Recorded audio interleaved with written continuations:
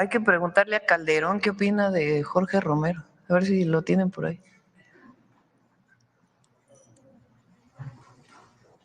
En su libro dice: Jorge Romero, de la Ciudad de México, exdelegado en Benito Juárez, famoso por los casos de corrupción que constantemente empresas extorsionadas revelan. Un amigo suyo y sobrino mío me relató que dejó de trabajar con él cuando el propio Romero le confesó que asociaciones de ambulantes y otros le representaban a su grupo ganancias de 7 millones de pesos al mes. Con ellos, además, habían filtrado el padrón del PAN en toda la ciudad. Eso es lo que opina Calderón, que no es precisamente alguien que apoya la 4T, ¿verdad? Es el jefe del cártel inmobiliario, el presidente del PAN. Lo conocimos muy bien en la Ciudad de México. Probablemente no fueron los de abajo quienes revelaron, incluso los propios empresarios, como testigos revelaron el modus operandi de ese grupo muy corrupto de la alcaldía Benito Juárez. Entonces, pues ese es el hoy representante del Partido Acción Nacional. Y es parte del conservadurismo, que además ni siquiera se deciden si están de acuerdo o no con los programas sociales. En la campaña nos acusaron de que decíamos que ellos no estaban a favor de los programas sociales.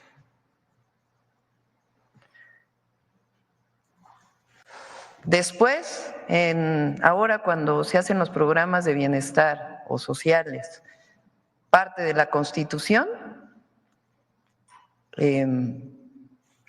vota el PAN a favor en lo general. Luego aquí en la mañanera digo, ahora sí están a favor, pero ¿cómo si Marco Cortés dijo hace unas semanas o unos meses que su gran error en la campaña fue decir que estaban a favor de los programas sociales? Y entonces, como decimos eso, pues votan en lo particular en contra. O sea, votan a favor en lo general, pero en contra en lo particular. O sea, ellos están en contra de los programas de bienestar. Pero en particular este grupo que llega hoy a la dirigencia del PAN, pues es un grupo conocido por los propios panistas, pues de estos esquemas de mucha corrupción que nacieron en esta alcaldía. Entonces, pues, así que digan qué renovación tuvo el Partido Acción Nacional, pues, no mucha, ¿verdad? La Secretaría de Gobernación siempre está ahí para dialogar eso, pero sí es importante que pues, se conozca el antecedente, ¿no?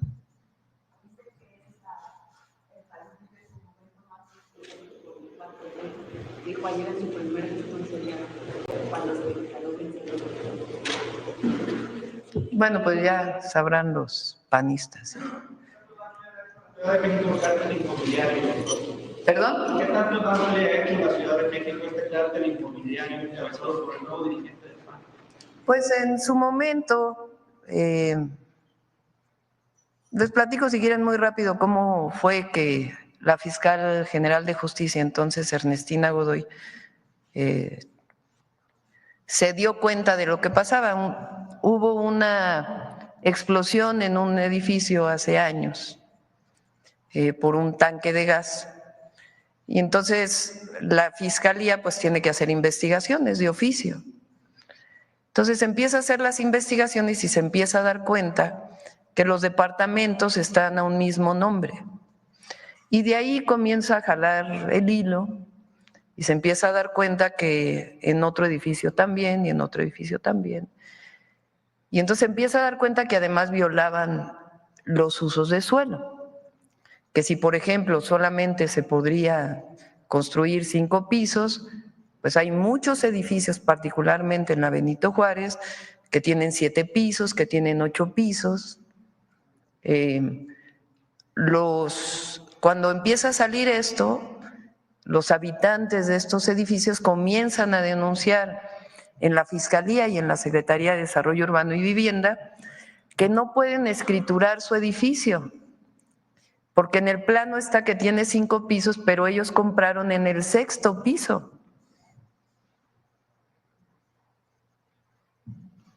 Entonces era inexistente su departamento. Y así se empezó a revisar cuántos edificios y desde cuándo tenían más pisos. Y entonces encontró un modus operandi donde el constructor daba dinero al alcalde delegado en su momento para permitirle construir pisos de más. Entonces de ahí pues hubo denuncias incluso de los propios constructores y se detuvieron a varias personas. Una de las personas detenidas fue explicando cómo era el modus operandi en aquel momento, que era pues uno de los operadores de este grupo de mucha corrupción. Entonces, a eso se le llamó el cártel inmobiliario. Y hay muchas personas detenidas.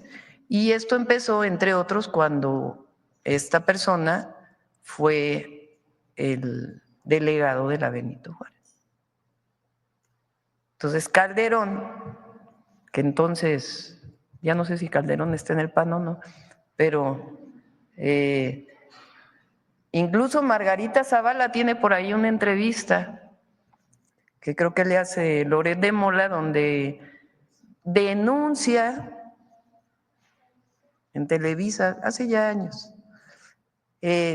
lo que en la época de Mancera, que en su momento denuncié cuando fui candidata a la jefatura de gobierno en el 2018, creo, de ese fondo que se hizo para la reconstrucción después del sismo, que se repartieron entre los diputados de entonces, que afortunadamente se pudo parar en aquel momento y ya se evitó que se hiciera ese fondo, pero todavía pudieron hacerlo. Es decir, los propios panistas,